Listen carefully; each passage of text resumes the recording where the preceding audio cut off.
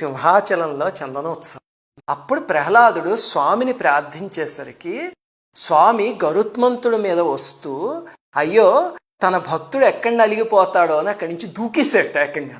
దూకేసి అప్పుడు ఆ కొండని తీసేసి ప్రహ్లాదుడిని రక్షించాడు. ఆ తరువాత ప్రహ్లాదుడు స్వామికి తపస్సు చేస్తే స్వామి ప్రత్యక్షమైతే అప్పుడు స్వామి మా చిన్నాన్నని సంహరించడానికి ఒక అవతారం ఎత్తావు, మా నాన్నగారిని సంహరించడానికి ఒక అవతారం ఎత్తావు, కానీ ఆ 2 రూపాలు కలిపి చూడాలని అనిపిస్తోంది స్వామి అని వేడుకున్నట్టు ప్రహ్లాదుడు. అప్పుడు స్వామి ఆ 2 రూపాలతో కలిసి ఆ కొండపైన వెలిసాడు, ఆ ఇందాకటి కొండపైన.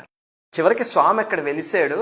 ఆ ఆలయాన్ని ప్రహ్లాదుడు కట్టించాడు. అందుకే ఇప్పటికి కూడా మీరు ఆ గర్భాలయం ప్రాంతాన్ని ప్రహ్లాద మండపం అని పిలుస్తారు. రాత్రి స్వామి స్వప్నంలో కనిపించి నేను ఈ కొండపైన ఇదిగో ఈ స్వరూపంలో ఉన్నాను, నన్ను మళ్ళీ పునఃప్రతిష్ఠించి ఇక్కడ ఒక ఆలయాన్ని నిర్మించండి అని ఆజ్ఞించాడు. అప్పుడు స్వామి ఒక ఆదేశం ఇచ్చాట. ఏమిటంటే నన్ను ఇలాగా చందనంతో కప్పి ఉంచండి, ఉంచి ప్రతి సంవత్సరము ఈ రోజే ఈ రకంగానే తీయండి, తీస్తే నా నిజరూప దర్శనాన్ని భక్తులకు అనుగ్రహిస్తాను అని చెప్పాట. ఆ ఒక్కరోజు మాత్రం అదంతా తీసి స్వామి నిజరూప దర్శనాన్ని మనకిస్తాడు. దాన్నే అక్షయ తృతీయ చందనోత్సవం అని పిలుస్తారు. అది చందనోత్సవం వెనకాలన్న కథ.